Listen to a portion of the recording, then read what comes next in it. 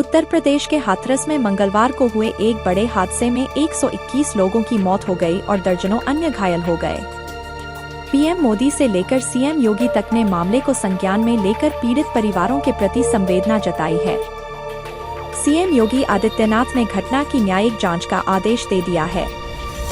CM योगी बुधवार को घायलों से मिलने भी पहुंचे थे। आइए जानते हैं कि किस तरह से यह हादसा हुआ।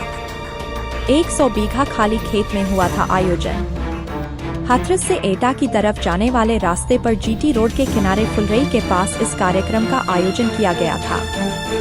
कार्यक्रम में आने वाले हजारों की संख्या में भक्तों को देखते हुए 100 बीघा खाली खेत पर सत्संग की व्यवस्था की गई थी। हजारों लोगों के लिए खाने पीने की भी व्यवस्था की गई थी। उत्तर प्रदेश के साथ साथ दिल्ली और हरियाणा से भी भारी संख्या में लोग कार्यक्रम में पहुंचे थे। कुछ स्थानीय लोगों ने दावा किया है कि इस कार्यक्रम में 1 लाख से अधिक लोग पहुंचे थे।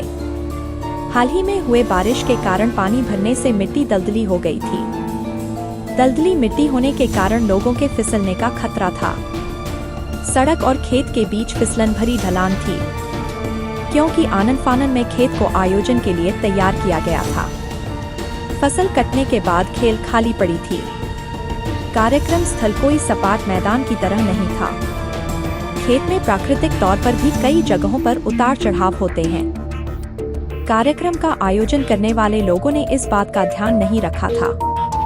जब बाबा का सत्संग खत्म होता है और वो वहां से निकलता है तो अचानक उसे देखने और उसके धूल को छूने के लिए लोग टूट पड़ते हैं।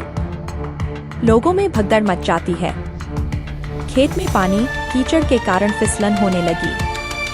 लोगों की बेकाबू भीड़ एक दूसरे को रौंदते हुए आगे बढ़ती गई।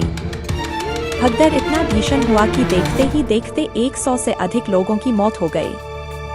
भगदड़ ऐसी मची कि लोग जब तक कुछ समझ पाते तब तक एक ऊपर एक चढ़ते चले गए। कुछ ही देर में 121 लोगों की मौत हो गई। खेत में सीधे सूरज की रोशनी के कारण काफी गर्मी का कहर भी लोगों के ऊपर देखने को मिल रहा था।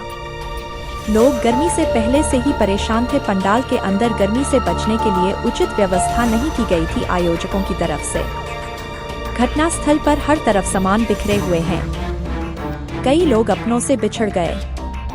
हर तरफ चीख और पुकार का माहौल देखने को मिला। जिला प्रशासन की तरफ से जब तक राहत और बचाव की शुरुआत की जाती तब तक हर तरफ लाश ही लाश दिखने लगे।